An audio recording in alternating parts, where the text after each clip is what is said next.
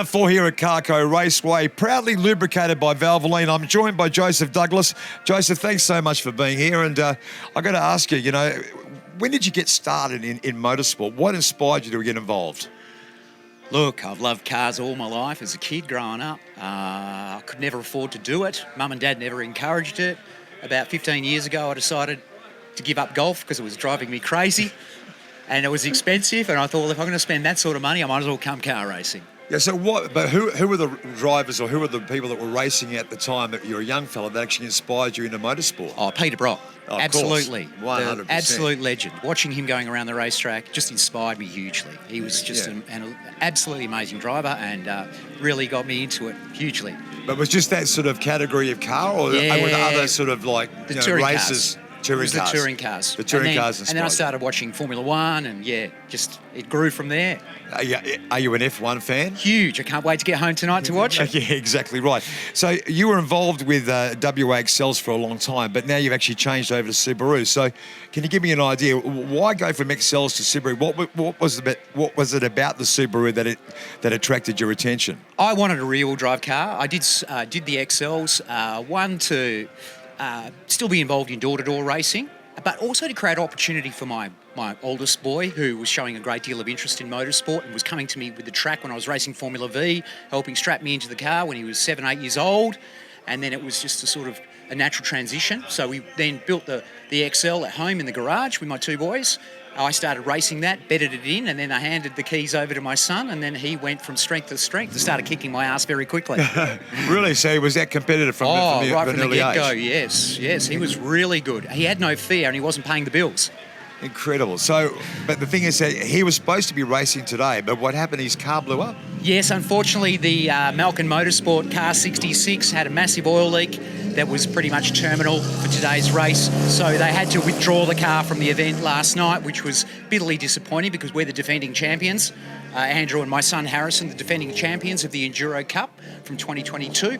So we were hoping to get back out there and give it a good shake, but that's life. That's motorsport. When it comes to enduro racing, what's the sort of strategy? What's the sort of plan that's in your head when you start the race, and how do you sustain yourself through the duration of that race? I think the trick is to make sure that you prep the car, and don't try and go out there in qualifying and the first couple of races and set lap records. It's just about being consistent, making sure you've got a good, reliable car, and make sure you're in the top 5. Come the time when the green lights go out for the enduro event, and just push as hard as you can and stay with the front runners.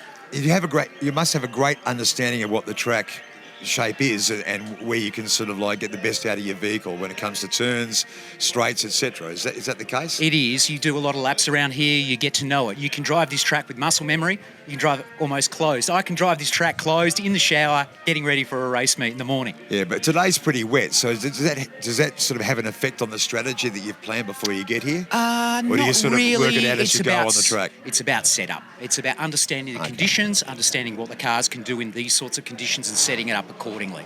Do you think Harrison, your son, is going to participate with XLs in the future, or do you think he's going to change categories? I would like to think that he will be involved with Malkin Motorsport. We're looking at a saloon car, so we might go down that pathway in the future, but we'll see. How important is your team in keeping your car on the track? Very. I wouldn't be able to do this without But you told me you do a lot of the work yourself, don't you? I do, yes. I have great support from a couple of mechanics who are very cluey. So when it gets beyond me, I take the car there. Boys, I need some help. And they step up every time and help me. So it's really good in that Because regard. we're talking about your son being involved and yourself being involved, I mean, age is no barrier when it comes to racing, is it really? Not at all. And I really encourage the young kids coming in. As the secretary of the WXL Cup, I'd always go and introduce myself, encourage the young kids. And certainly in the write-ups, I was always focusing on the young guys to really sort of promote the category, but encourage them and help build their confidence as young drivers. There seems to be a great community here at Carco Raceway. Everybody seems to be very familiar with each other, and even under a sort of competitive nature that most of the drivers have, it doesn't really have an effect on the spirit of the atmosphere here, does it? Not at all. I love the atmosphere. I've made some fantastic lifelong friends here since I've started coming here. It's a great community. what I love about it is when someone strikes trouble, everybody else steps in to try and help to get that car back on the track. That's marvellous, isn't it? It's fantastic. And any personal goals for the new vehicle and yourself when it comes to racing over the next few years? Just try and get a little bit more speed out of the car and get some consistency and try and predict what's going to happen with weather on a day like today and trying to nominate the correct lap time. And it's just about doing the same thing over and over in a regularity run, being consistent. And if I'm lucky enough to walk away with the trophy at the end of the day, that's a bonus. But really, I'm here for mixing it up with some good, like-minded people who understand what motorsport's all about and sharing the fun of the day. Wonderful, Joe. Great to meet you, mate. All the Thank very you, best. Jamie. Have a great weekend of competition. Thanks a lot. See you And later. thanks to Valvoline for sponsoring today. Totally right. Thank you, Valvoline. Thanks for watching. To find out more, get on to the West Australian Sporting Car Club YouTube channel, and we'll see you at the racetrack really soon.